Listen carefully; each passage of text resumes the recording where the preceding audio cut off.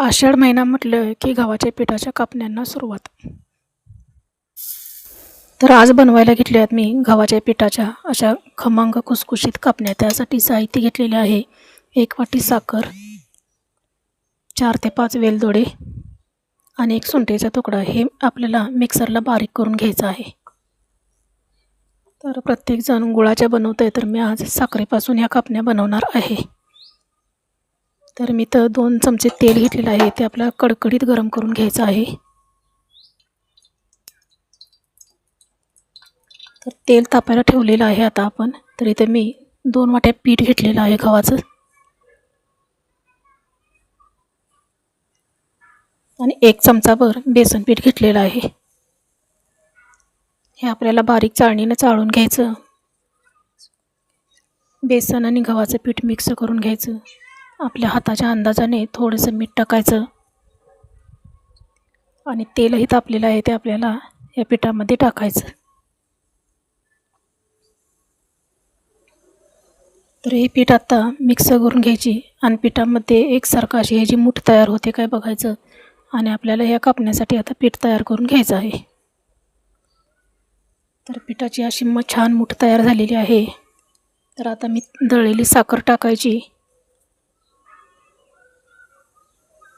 तर सुंठ आणि वेलदोडे टाकल्यामध्ये कापण्यांना खूप छान चव येते.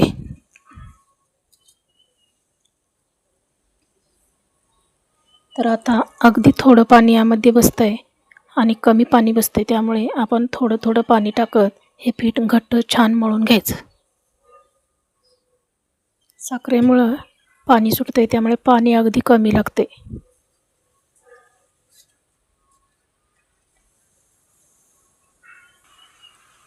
तर आपला इथं पिठाचा गोळा तयार झालेला आहे. आता हे पीठ मी 10 मिनटं झाकून ठेवणार आहे. तोपर्यंत इकडे मी तेल तापायला घेते.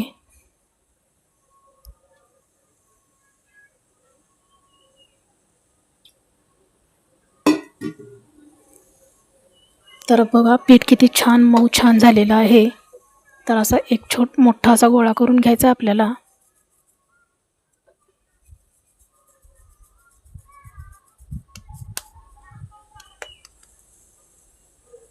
आणि आता हा गोळा आपल्याला हळूहळू हलक्या हाताने लाटून घ्यायचा, जेणेकरून पोळपाटाला आणि लाटण्याला पीठ चिकटणार नाही.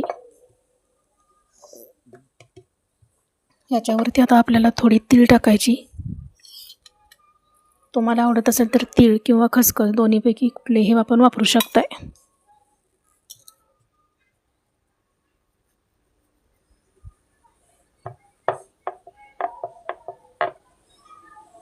तर आपल्याला हवी तेवढी ह्याची पोळी लाटून घेऊ शकताय, पातळ किंवा थोडी जाडसर.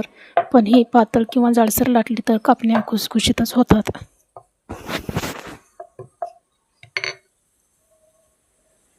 तर एका चाकूने किंवा आपल्याला करंजी कापतो त्या चरख्याने आपण कापण्यांची अशी काप करून घ्यायची. तर काजू कतली ज्या पद्धतीची असते त्या पद्धतीने आपण ह्याचे काप करून घ्यायचं.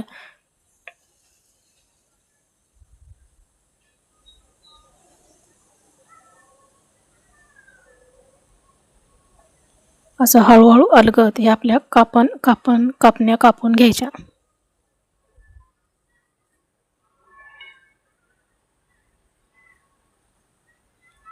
तर तेल आपलं एकदम कडकडीत छान तापलेलं आहे. आता आपण कापण्या तळून घेऊया.